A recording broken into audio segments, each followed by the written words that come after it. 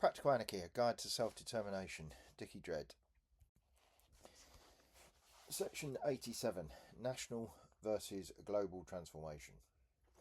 It's one thing to imagine anarchism at the level of a commune, cooperative or small federation, but quite another to ask whether a whole country could attempt such a transformation. A national shift would require meeting basic needs, food, water, energy, housing and healthcare, without reverting to capitalist markets or centralised states. This would mean securing food sovereignty through community agriculture, resilient supply chains and regional self-reliance. Renewable and decentralised energy grids would need to replace fossil dependence with local generation and storage coordinated through federated resource councils. Defence too would be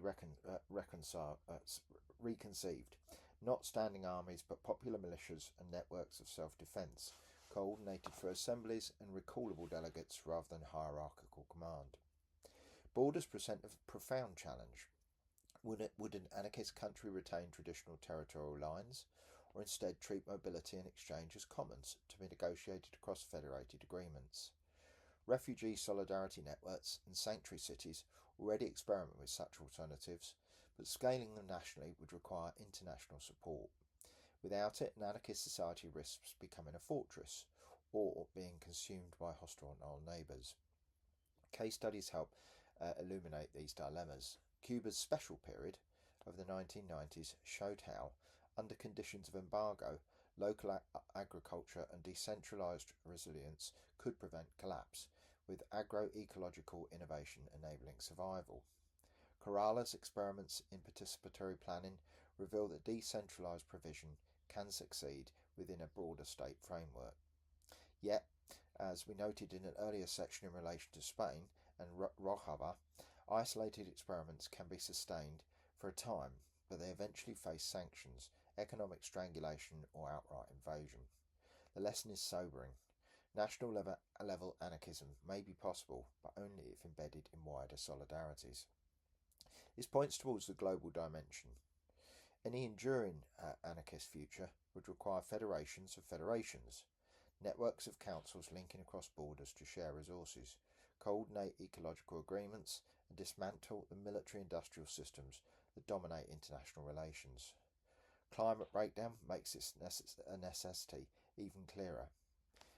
Agreements to phase out fossil fuels or restore ecosystems cannot be left to the goodwill of states or corporations. They must be rooted in transnational assemblies that represent communities directly. Arms conversion is crucial here. Vast productive capacities are currently locked in the manufacture of weapons, from fighter jets to drones. Redirecting these capacities towards renewable infrastructure, housing and healthcare would mark a profound step in disarming capitalists' violence while equipping humanity for survival. As seen on the section of the state and capitalism, war industries are deeply entangled with political power. Disentangling them requires coordinated global disarmament. The debate between gradual transition and systemic restart cannot be avoided.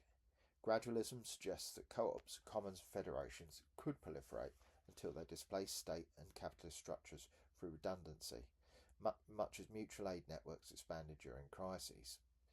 Yet gradualism risks co-option, cooperatives absorbed into markets, community energy schemes folded into corporate grids, federations hollowed out by bureaucracy. The alternative is rupture, ecological collapse, financial crisis or revolutionary upheaval, forcing a total reorganisation. This opens the door to restarts on anarchist lines, but also to authoritarian retrenchment, warlordism or mass suffering. Human motivation must also be considered.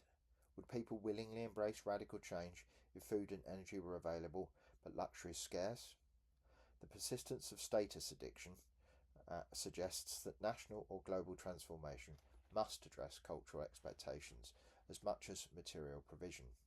Without rethinking what we mean by a good life, leisure, care, creativity, community, attempts to abandon money and markets may falter under the weight of consumer desire. In the end, the question of scale determines viability. National anarchism without global solidarity risks suffocation. Global anarchism without grounded local practice risks abstraction. The likely path lies in between, a patchwork of regional federations, international ecological pacts and resource sharing agreements, robust enough to replace the current order. Whether such a shift arises gradually through expansion or existing commons, or suddenly after collapse, it will demand not only new institutions but a reimagining of human cooperation. Survival of the planet may depend on whether such reimaginations can be scaled before crisis closes the window, and I will, in a later section, give a full timeline for how to do this. That's coming up later. We've got a few more points to cover first.